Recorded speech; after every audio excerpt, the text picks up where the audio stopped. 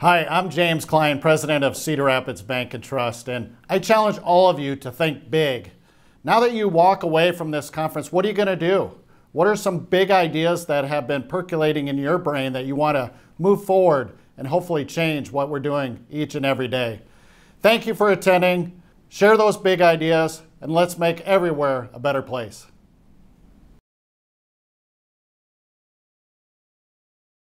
Thank you for joining us today for the big idea session on assessments in action, DEI in the workplace. Thank you for joining us this afternoon for a great conversation about how you can translate some of the things that you've heard today and yesterday into action in your workplace. So I am Jennifer Banta, Vice President with the Iowa City Area Business Partnership and part of Inclusive ICR. I am joined today by some fantastic panelists that I want to introduce to you all, and they will be part of our conversation today. So Claudia Schabel, President and CEO of Schabel Solutions.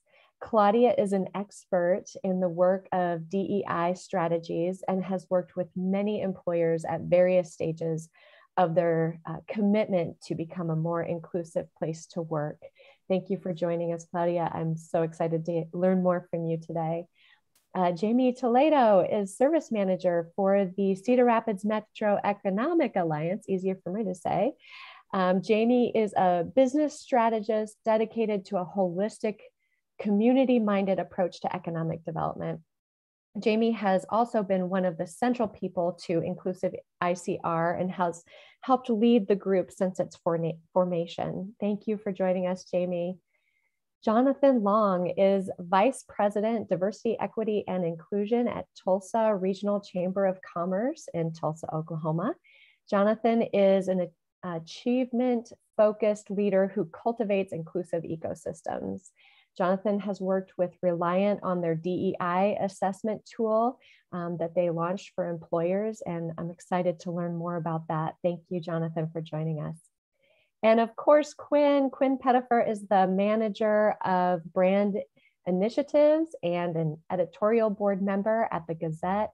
Quinn is the co-chair of Inclusive ICR and has been instrumental in moving ICR inclusive mission and vision forward. So she has been involved since in this discussion since the beginning. So we're super happy to have her with us as well today. So with that, I would like to thank our sponsor for this conversation today, Cedar Rapids Bank and Trust. And here is a short clip from them.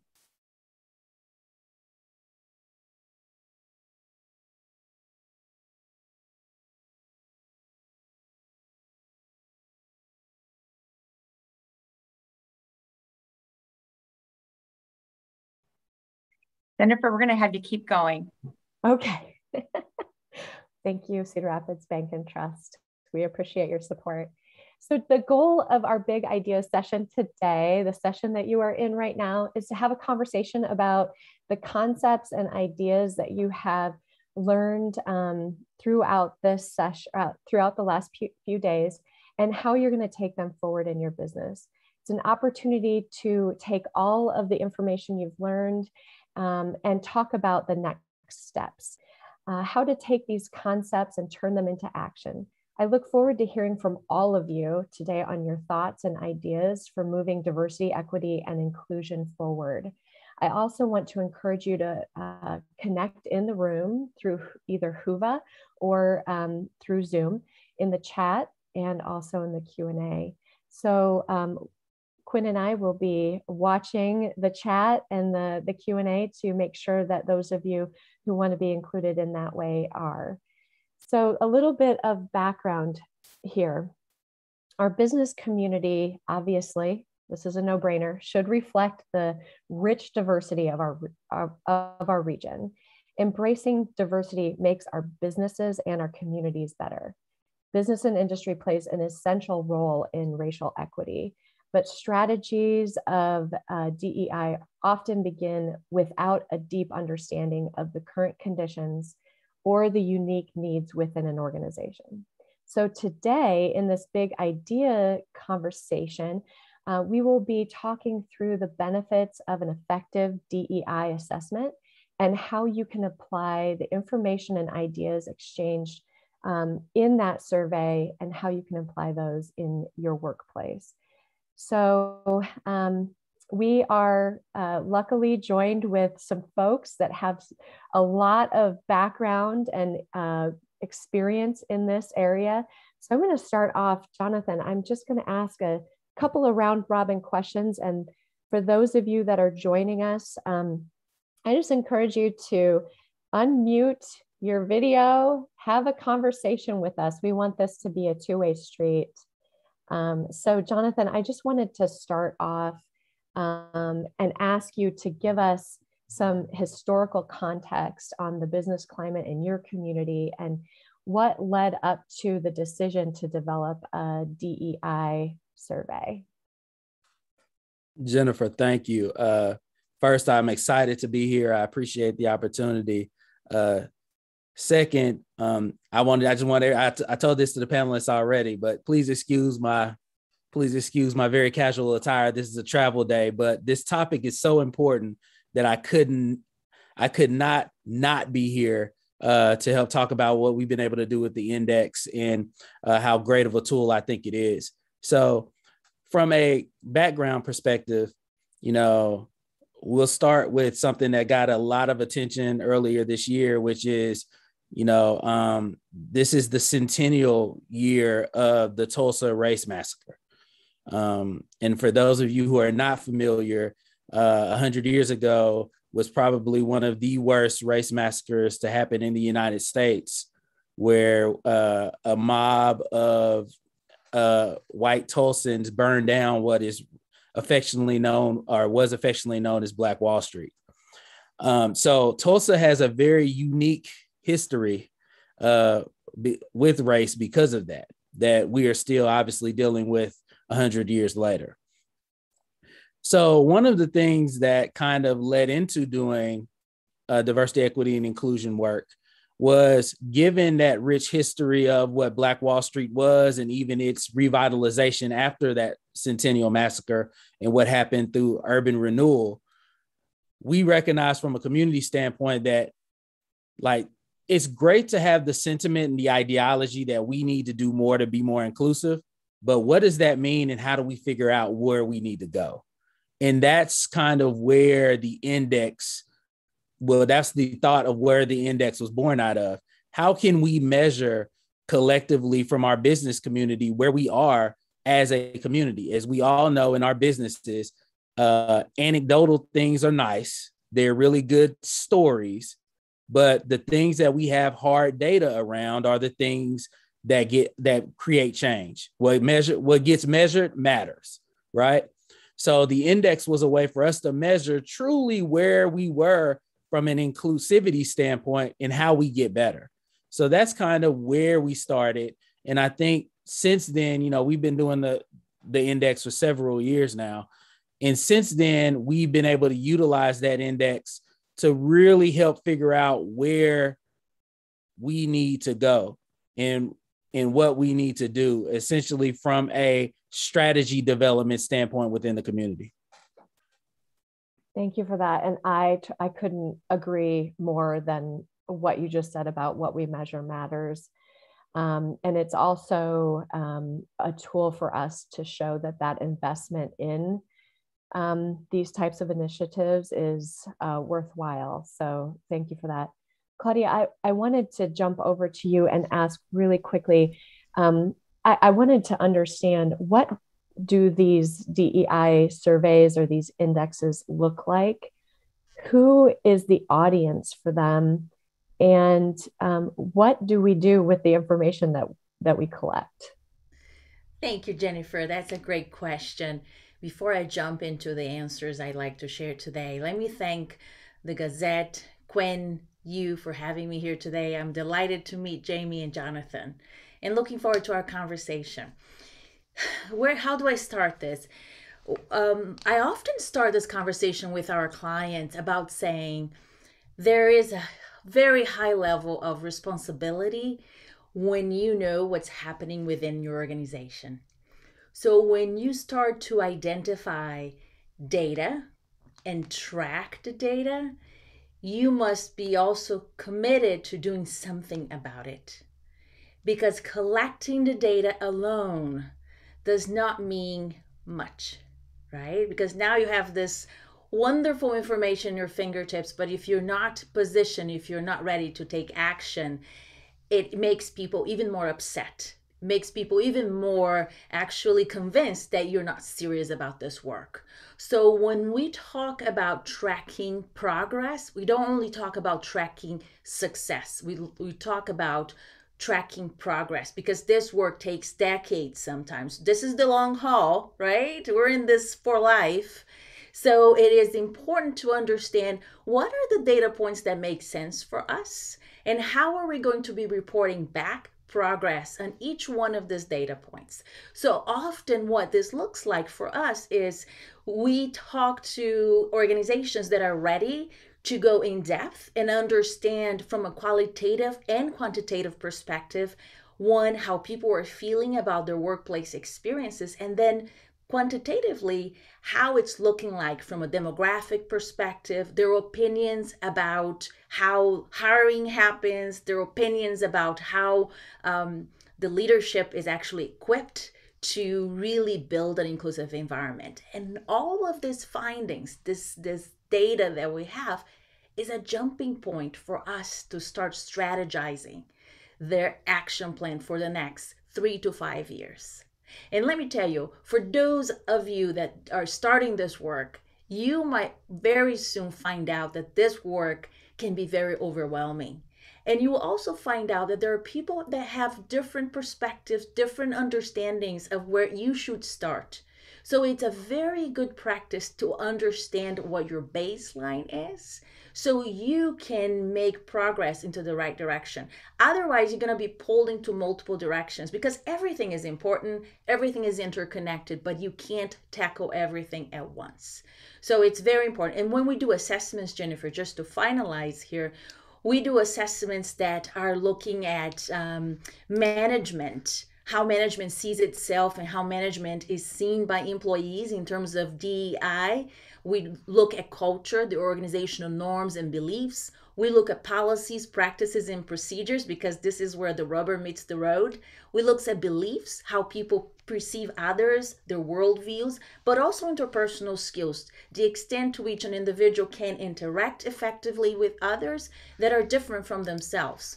And all of that is very interesting, because it gives your entire organization a very good understanding of where training can be maximized and leveraged, and where your strategy from an operational perspective can be better implemented.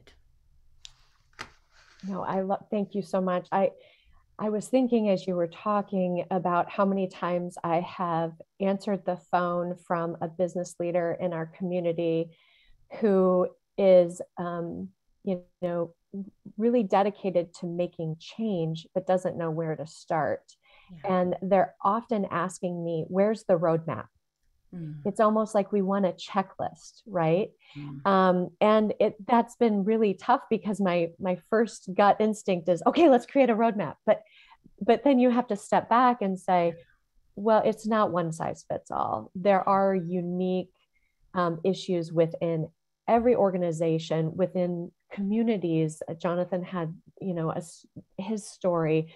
We have different issues here in our region as well. So how can we be really thoughtful and authentic about this, rather than just simply checking a box? So absolutely. So yes. Jamie, with that, can you tell me a little bit of background about our business community and maybe some of the things that have been happening here in the past few years? Sure. It's always good to have that historical perspective. There's so many great DEI efforts across the state of Iowa, but I'm just going to focus on the examples today of the region from Cedar Rapids to Iowa City corridor area. It's so interesting when you're talking about metrics and wanting to move forward on progress of those. there was an effort here, and we've had efforts going on individually for companies and obviously through governments, municipalities for a very long time. But in 2005, there was a concerted effort based on some of the metrics that individual companies were doing. So for example, we want to increase our diversity from an ethnic perspective on our upper level executives.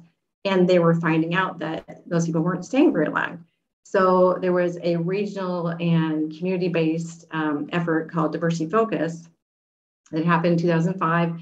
It was a combination of our large employers, predominantly through the region, that focused on having that community conversation and looking at, okay, we know what we want to see, but we haven't done enough understanding of what's missing here in the community to get there.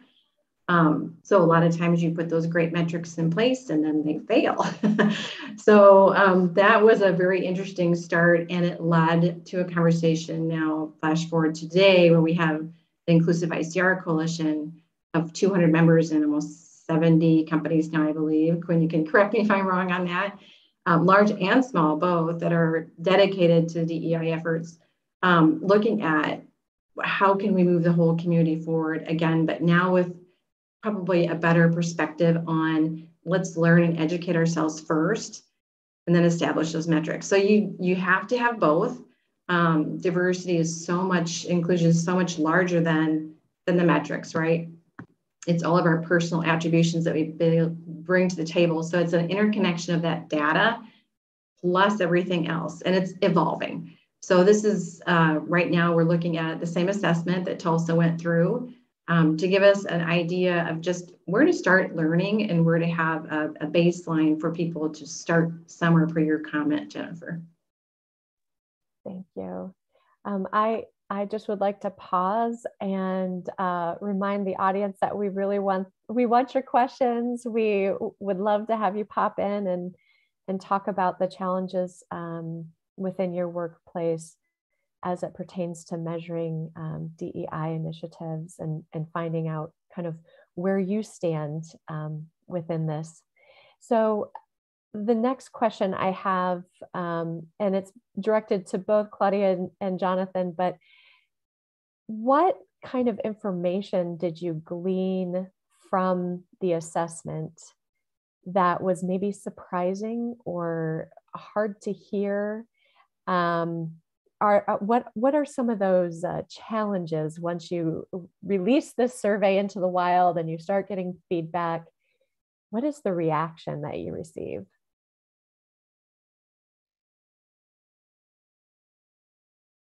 Jonathan, why don't we start with you? Okay, cool. So, what I always try to look at from a survey perspective is where are we increasing, and then where are we missing our marks?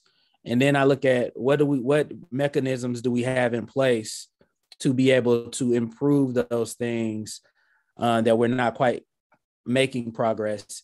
And I think, Claudia talked about it earlier. From a strategy perspective, it's all right, how can we get a little bit better every year by being intentional in our focus? So, you can't tackle everything. And I think the thing that makes diversity, equity, and inclusion so complicated is that there are so many dimensions of diversity that if you try to tackle them all, you're not going to make any progress because you're barely going to scratch the surface. So you have to be, and what I work with our companies on is what are the things right now that you are most focused on as your priorities, and how can you create ways to make progress that align with the strategies of what you're already doing? Because a lot of times if you feel like you have to put a whole bunch of additional money into building out something, those things tend to be cut as soon as budgets get tight, right? But if you can figure out how you can tweak your alignment on the things that you're already working on, then you'll make a lot more progress, and you'll get more buy-in from your employee perspective. One quick, for example, one of the things that we've noticed, and this is a personal thing for me, so I'm not gonna jump on my soapbox, but I'm gonna walk past it. is that we talk a lot, we talk a lot about talent, and we talk, oh, well, we need, my companies are always telling me, hey, we need diverse talent. We need diverse talent. And I asked them, I say, well, what the data tells us from our community is we put a lot of intentionality around attracting diverse talent, but we don't put as much intentional focus on developing that diverse talent internally. So you're going to go out and get all of this talent, and then they're not going to stay because you're not choosing to develop them or putting those same resources in their development. And that, we all know right now, talent is a differentiator around how well you do. And that talent has options, and that talent wants to see itself reflected in leadership, because that's where they want to be ultimately. So if you're not putting as much of those resources in that, and the data tells us that we're not, then that talent ultimately is probably going to leave us for somebody who is. So that's just one way that we then kind of use that to tie into corporate strategy and different things from a community standpoint to see how can we make sure that talent is also reflected and has opportunities in our Leadership Tulsa programs, Leadership Oklahoma. How can we leverage some of that talent development stuff that might even be outside of your companies to then grow that talent and make that talent feel like you're investing in them? Thank you. That is a really good point. And workforce is everyone's issue right now, and having a really hard look at it is super important. Claudia, do you have anything that you'd like to add to this? Yes. And I was so engrossed in what Jonathan was saying, and I was nodding along. I 100% agree with what he had to offer. Do you mind phrasing the question again, just so I stay focused on what you want? Because I could go into so many directions right now, Jennifer. Well, I was just thinking, once you start receiving the survey data back, Yes. how do you act on it? Yeah. And what are some of those challenges, some of the pushback? I love Jonathan saying, well, attracting workforce is a big issue. Well, also the data shows us that, preparing the workforce in our own backyard is important as well. So Absolutely. What are some of the things that you kind of see and get employer pushback on? Wonderful. Thank you so much. I think that there are multiple scenarios that I could talk about today, but I will choose one in which surveys or assessments can be very fulfilling for C-suite leaders, because we love data. And we like to make decisions that are rational, that are fair, and they're based on facts. And the data is the closest that comes to actually painting the perfect picture. Now, I think we all understand that there are biases that can influence our decision making at any given time, but that's what gets us closest to that ideal scenario. With that said, I think many leaders still walk into a debrief conversation with me hoping that what they expected is what they're going to see in the survey. So the conversation can go in one of two directions. One in which the client, once the company is saying, yep, this is great, it confirmed my expectations, no surprises. And in some cases, I find a little bit of resistance in understanding that is the baseline, because when they look around and when they look at their employee engagement survey, if it's a homogeneous organization, those scores are going to be pretty high. So now they have two sets of data. Well, but my employee opinion survey says this, everyone's happy. But then when you look at the DEI assessment, we have a different understanding. So reconciling that information for them and making them understand that now they have a great opportunity in their hands is my job.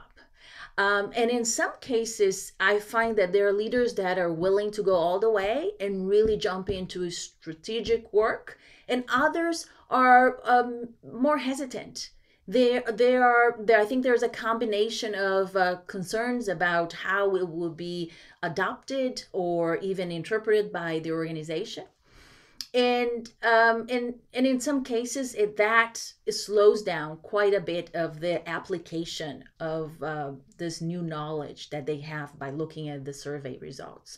So I always tell folks, if you are going into this journey of finding out what's happening, you also need to be committed to taking action, because now here you are as a leader sitting on information that could transform your organization, and you were afraid or not prepared or don't have the resources to do so. It can be even more complicated from an employee perspective. So I think it's important to keep that in mind. One more thing I want to say is that when we do our assessments with our discovery phase, we also like to hear personal experiences. So we have a deep dive that allow us to dig a little bit deeper into what we found in our assessment. So we do interviews, we do focus groups, and that also helps give some more color and texture to people's experiences that are often pushed aside or not really highlighted in those surveys that are sent to the entire organization. I love that. I think personal stories add exactly what you need to make it a little bit more human and relatable, make that data human. So Jonathan, did you have something you wanted to add to that? No, I was clapping for Claudia because she was hitting on all of those points.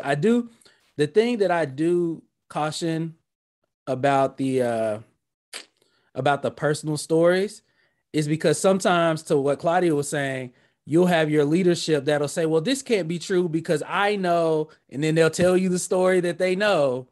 The data will say that is an outlier of everything that's happening, but they hold on to that one thing that they know, or that one person, that they've been able to see that. So that's why having both of those is important, because if you just have those anecdotes, then, that don't support the data, people will hang on to that and say, well, no, this is not true because we have that one, and that won't represent the total sample. Jonathan, you're so right about that. Thank you for mentioning that. And we leaders love those anecdotal stories, right? Especially when they're positive. And so I totally agree with you. Absolutely. I have a very funny story about being at an engineering conference and everyone in the room turning around and asking me, how do we get more women into engineering? And I was the only woman in the room.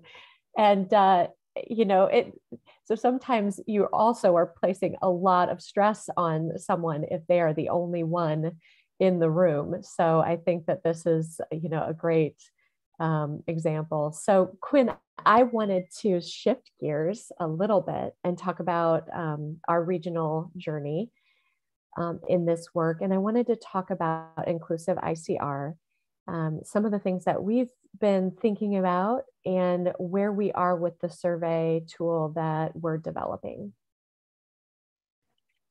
Sure. And as Jamie mentioned, there's a lot of really great history and as far as the work that we've been doing in the DEI space as a region for decades now.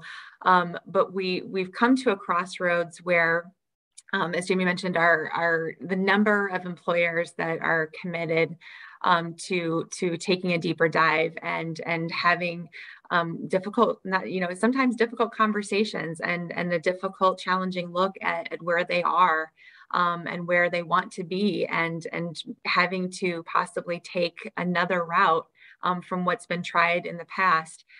There's a lot of vulnerability to that. And we are really fortunate to have a community and a region where there are a number of organizations that are at a point where they want to take the time and devote the resources to experiencing an assessment.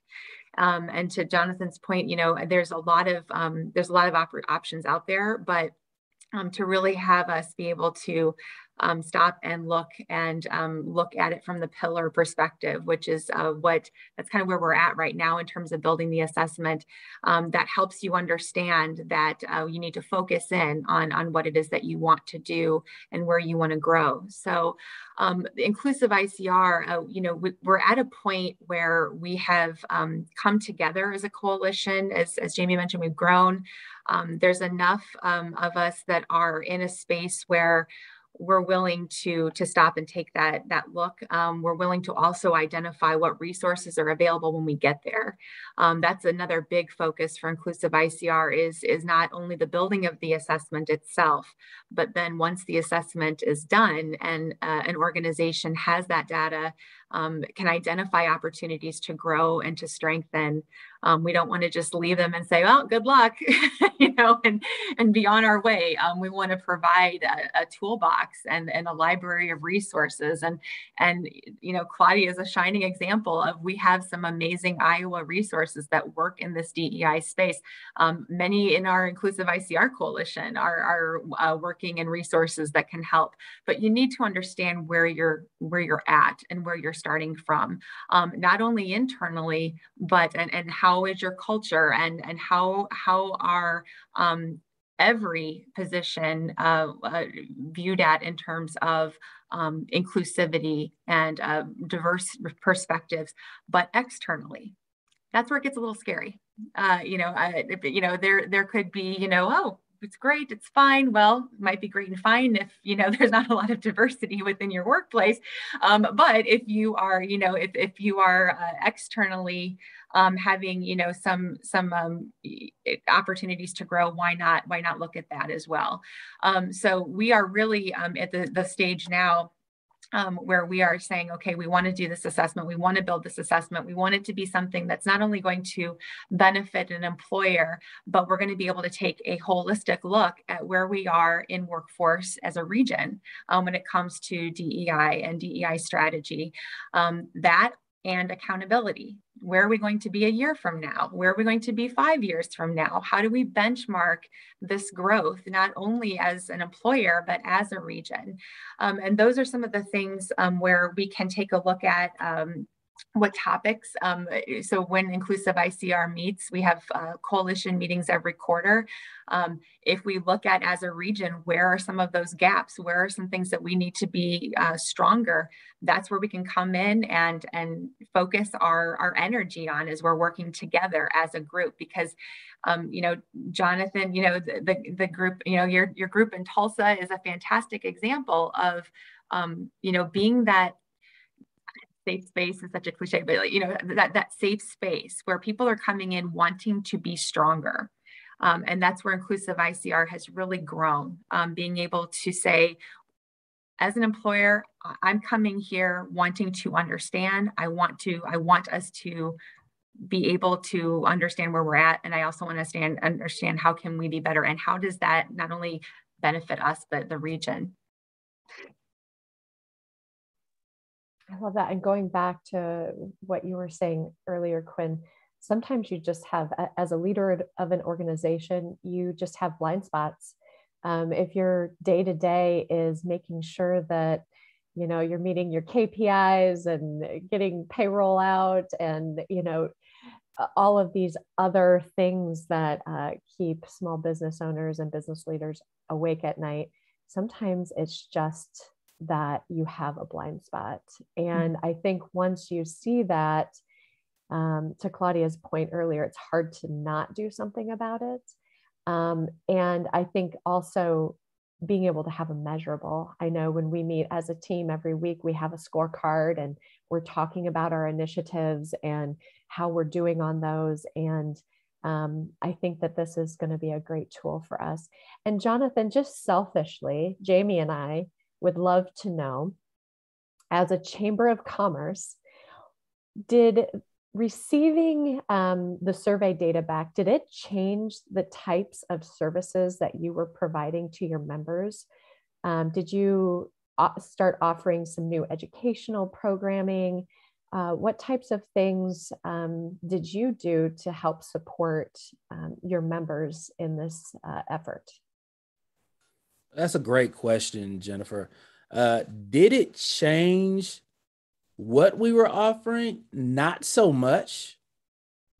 It did, though, change the way we operated with figuring out like how we were doing some things. Case in point, we use the survey a lot to really start looking at when we're bringing in speakers and looking at different topics. I mean, chambers are conveners. They like, we bring people together, we talk about community issues. That's what we do, right?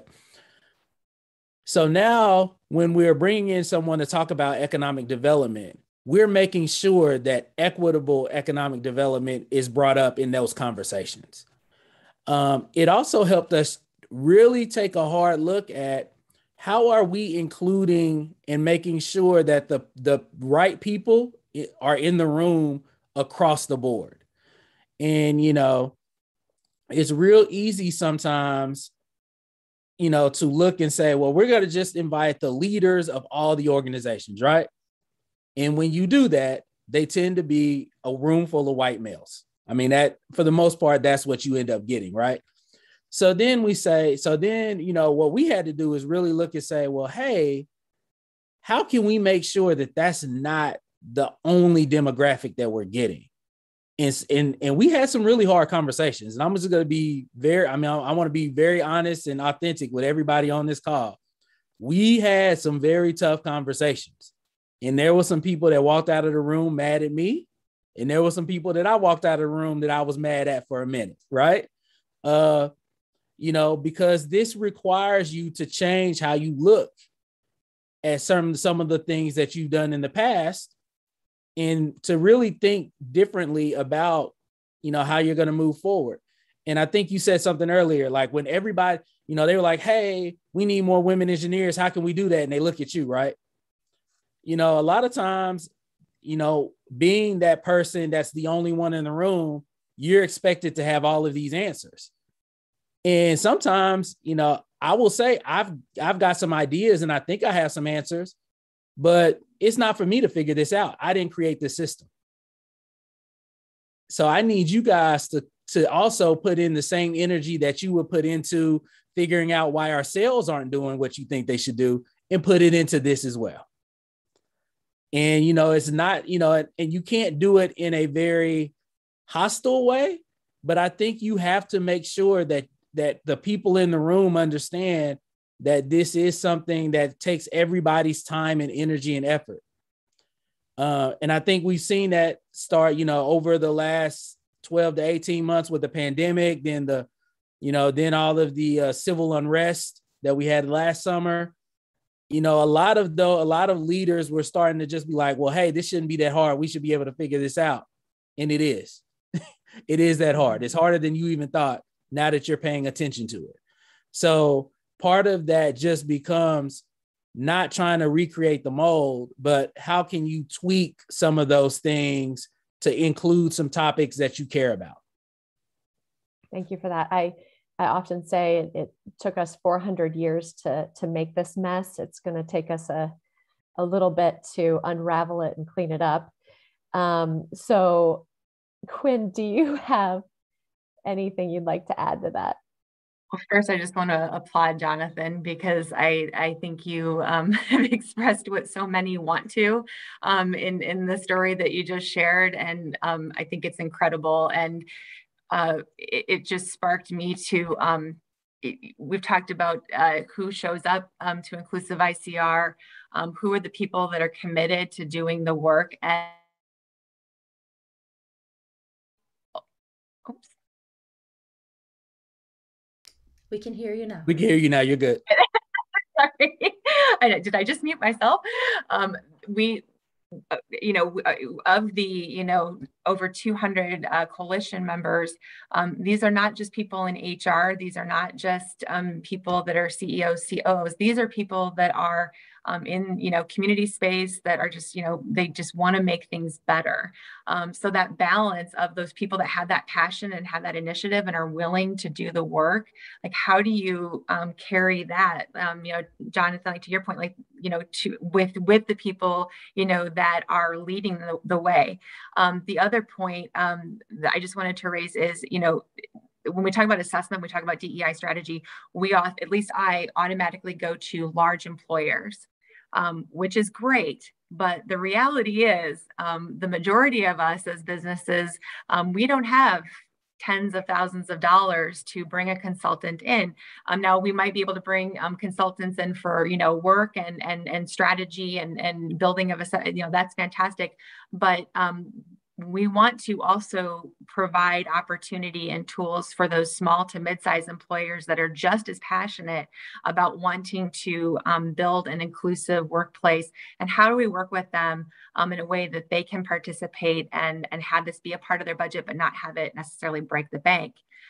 So that is, and Jonathan, we'll talk offline because I'd love to hear, just how engaging, employers of all sizes and how that worked for you. I would like to jump in on this conversation about breaking the bank and biased opinion. But here's what I have seen. If that's okay with you, Jennifer, I'll jump in. Here's what I have seen, though. And Jonathan, love your feedback, and Jamie as well. But since last year, I have been meeting a lot of very well-intentioned people, right? Great intentions, and they really want to do some things sustainable, substantial to address inequities in the workplace, especially when they have influence. But when we start talking about investment, whoa, wait a minute. I'm not quite ready yet. And you can't mean well, you can't be serious about something and not demonstrate in terms of efforts, time, and money. This costs money. So for those that are looking for free toolkits and free checklists, I'm sorry to tell you, you're not on the fastest road to success. You're going to take many detours. And I'm saying this not because I want you to hire all consultants, but to understand that the people that are doing this work, they know what they're doing. And to just rely on maybe a committee. We had a tremendous growth of diversity committees within organizations. I applaud everyone that has supported those committees, but to delegate responsibility to a committee, to me, is irresponsible. This is a leadership, ownership, and accountability. And with that, you have to prioritize. And when you prioritize something, what does it mean? It means investment. So I want to make sure that we're being as honest as we can about this, because even though I applaud your efforts with Inclusive ICR, and I think it will be tremendous help for your community, there are a lot of unintended consequences of some of those actions. And one of them is there are leaders that are coming for that checklist, as Jennifer mentioned. And when they get that checklist, guess what? We're done. So there are unintended consequences sometimes when we try to help, we're actually not really helping in a sustainable way. So I just want to chime in with my own perspective, because that is something I think a lot about. Jennifer, can I say one thing? Yeah, oh, Claudia's over there preaching. Claudia over there preaching. And here's the thing that really I think leaders have to understand is that those who are on the other side of privilege, this is not new to them. So like these are things that have been going on for years. So now, because privilege has decided that, hey, we probably need to look into this, there's not another 10, 20, 100 years to wait on you to get caught up or to, decide you want to invest. The people that have been dealing with this, the time for all of that has gone past. So now you either have to put up or shut up, as they would say. So either we're going to see that investment, or we're going to go somewhere where, we are respected enough where people who are putting that investment are doing the work. And I think that is where we are as a community in most places now, as a country. That's what you're seeing. You're seeing that talent say, no, I don't want to work for you because you haven't done anything until 5 months ago. I'm going to go work for the place that has dedicated systems in place, or at least has put up money to work with those systems to show that they care about the causes that I care about. Well, Jonathan, I love it. And Claudia, both. I am going to jump in here because it throws me back to my supplier diversity days. And the other side of the same coin that we're talking about here, when you're talking about privilege, is really, this is a business imperative. You hit it with talent attraction, but it's so much larger than that. You can see right now with the supply chain disruption, and also with things like, what kind of products are you offering? So those who really are thinking about it and are metrics driven and are leaders, they are taking it just as seriously from that side of the coin as the privilege side. Because if you want to say, let's say, if you guys have all seen this, right? Pringles that are lime and, maybe geared towards the Latino population, and your products are going to change. Your business is going to change. So that's the other side of the same coin, right? But you're dead on. It's a business imperative now. It is money and money, dollars and cents. And, to your point too, I think that business leaders are reading the studies. I just pulled up real quick. Inclusive companies are more likely to lead and capture new markets. Obviously, they speak new markets language. Companies with diverse management exhibit higher profits. Diverse teams are better decision makers. So there's all of these data points that say we need to do this. But I think if we don't take that step back and take a beat and say, how do we do this authentically and do it right, it will come off. It will, I think you'll be shooting yourself in the foot in the long run, because I think that we've all gotten really good at sniffing out what is true and authentic and what is just putting, I'm going to use an Iowa term, Jonathan, slapping lipstick on a pig. So what can we be doing as business leaders that is, very authentic and really going to drive real change and long-term change within our organizations and our communities? I'm going to jump in one more time too, Jennifer. We would love to have the thoughts from everybody on the panel, but one of the things that keeps going through my mind here too is that this is a journey, right? Jennifer mentioned 400 years. What are your thoughts on, yes, you've got the metrics, you've got a good baseline, you're working towards it, but isn't there also an element of this where we have yet to see what things are going to look like in the next 10 years? I mean, even if you think about your own personal, evolution, what are your thoughts on that as far as like getting the right communication out to those who will be taking the assessment, that you may have a jagged journey? It's not going to be, hey, you could be doing really well, for example, and then 2 years later, you're not. And just accepting that, right? Claudia, why don't you jump in and tell us what this journey is going to look like over the next 10 years? Yeah, absolutely. So I think you're right, Jamie, and I love your marketplace, the business imperative argument. Absolutely. To me, this is a survival strategy. If you want to stay relevant in your marketplace, you need to act now. It's no longer optional, especially with the great resignation that Jonathan was talking about. So I talk a lot about the individual DEI journey, which is, in my mind, and we do take steps towards this roadmap. It starts with really understanding your identity, understanding who you are, where you come from, not from a sense of pride, but a sense of humility, and understanding what shaped who you are today, what created those circumstances in your life. Then it goes into understanding, but also internalizing the business case. And I say business case, but give and take. We know that there's a debate around business case, but the importance of diversity, equity, and inclusion efforts, and how important it is for you as a leader, as an individual, but also for your organization and your community. And then the third step is really understanding biases. It's understanding the impact of conscious and unconscious bias and doing your darnest best to mitigate those biases. And then the next phase is understanding that there is continuous learning. You're going to have to put some time in there. And it doesn't mean just reading White Fragility. I'm sorry to tell you, you need to read more books. White fragility wouldn't be on top of my list. I'm glad you read it. Great. I'm sure you learned some things, but there's so many other books out there, so many people that you need to learn from. Once you do your learning, that's when you actually reach out to that colleague that looks different from you and you ask questions, intelligent questions, but they're not going to do the homework for you, right? And then the last step on this journey is allyship, is really learning what to be an ally means and learning the skills to really demonstrate that you got their back. That is the journey. And if we are committed to traveling this journey and learning along the way, maybe some days we might feel that we're taking a few steps backwards, others we're taking some leaps and bounds ahead, but it's with humility and an understanding that we don't know everything.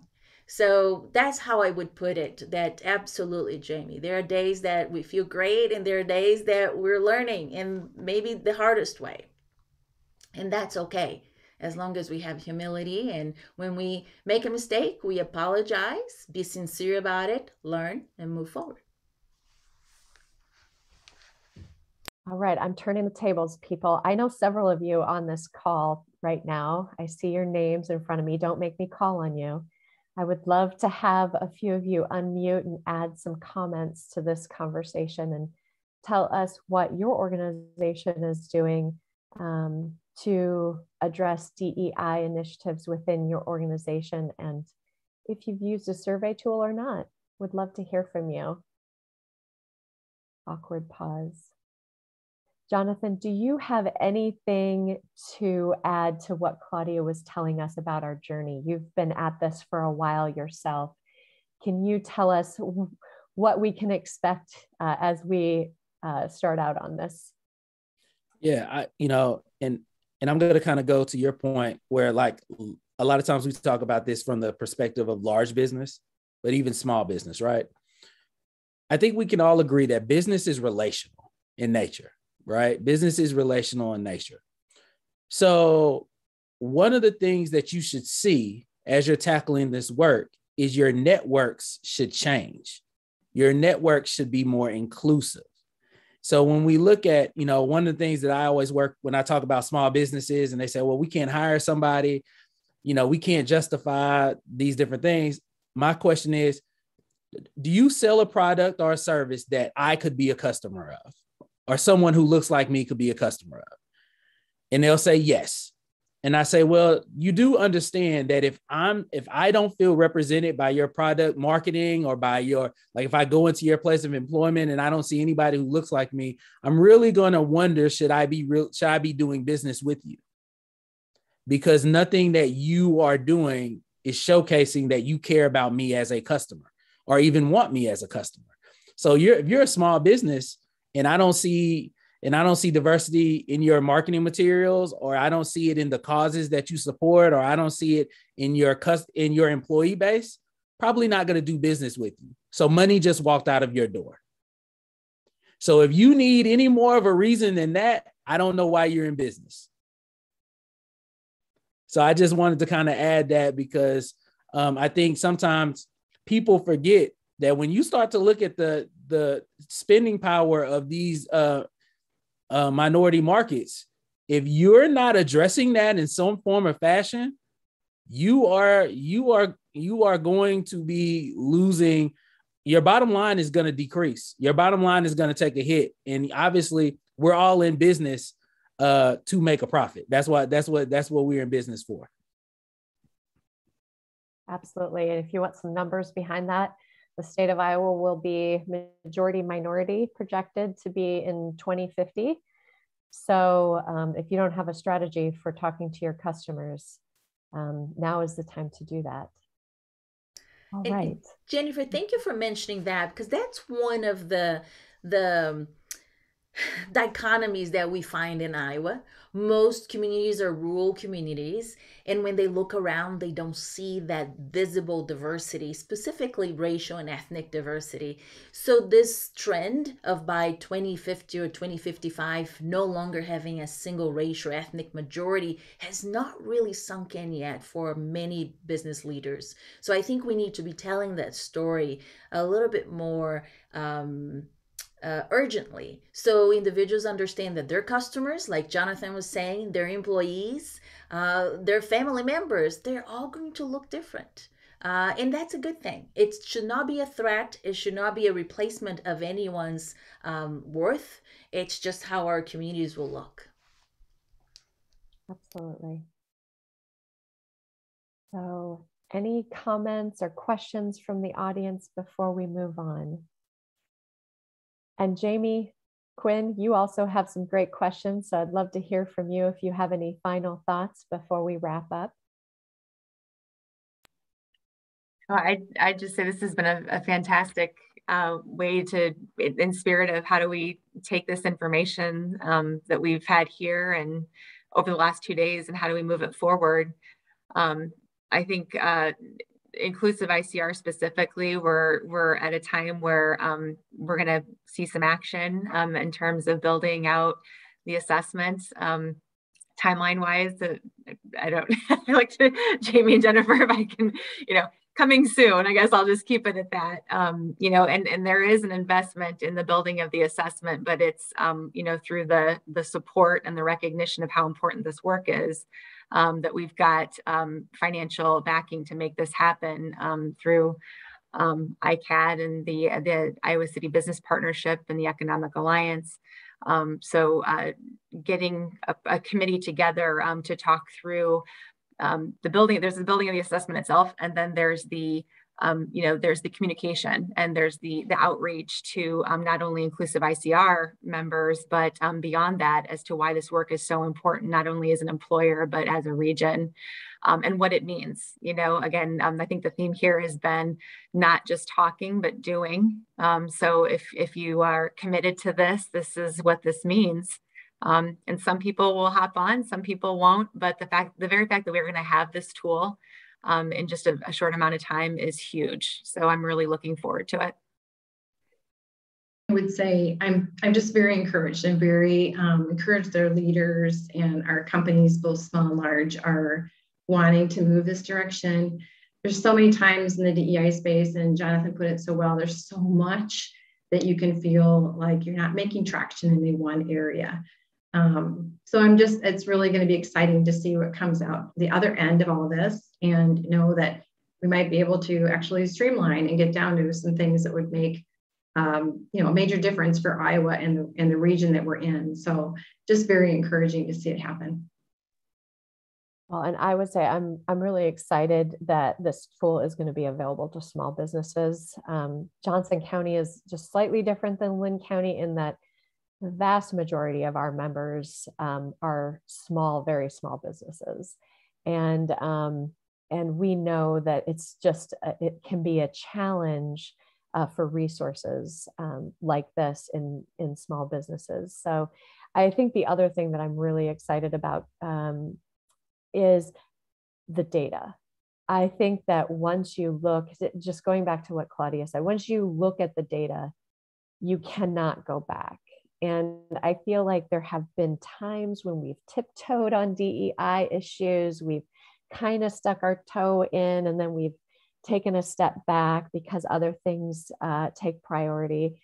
And, I think that there's just a groundswell right now. And this is our time to actually make some changes and to really have an impact, a long-lasting impact in this space. So I'm really excited to have that data and say, look, we're doing great, but we can do better. And here's how to do that.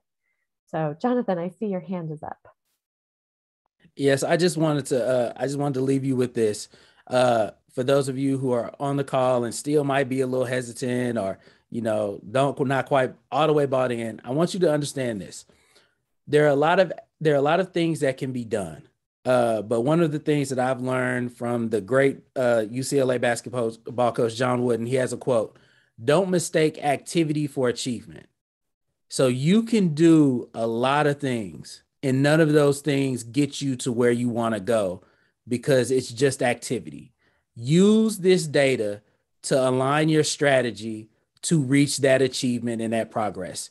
This is an opportunity for you to do this in a way that you do everything else and that makes sense for you as a community to lead your community forward. Use the data to get to that progress. I don't think that I could have said that any better, Jonathan, and I think we just need to close on that. So thank you so much for summing it all up for us. Again, I want to thank our guests today, Claudia.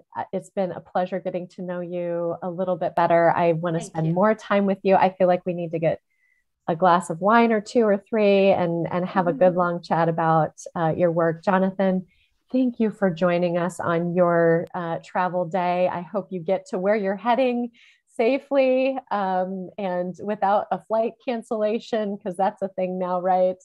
So thank you so much for joining us. Quinn, as always, it's a pleasure. And Jamie, thank you for your work in this area for not only Inclusive ICR, but in the past as well. So you've been at this for a while. Want to thank our sponsors again, Cedar Rapids Bank and Trust. Really appreciate the sponsorship of this conversation and your support. With that, have a great Friday. Go Hawks. Thank you, Jennifer. Thanks, Thank all. you. Have a great weekend. Thank you. Bye.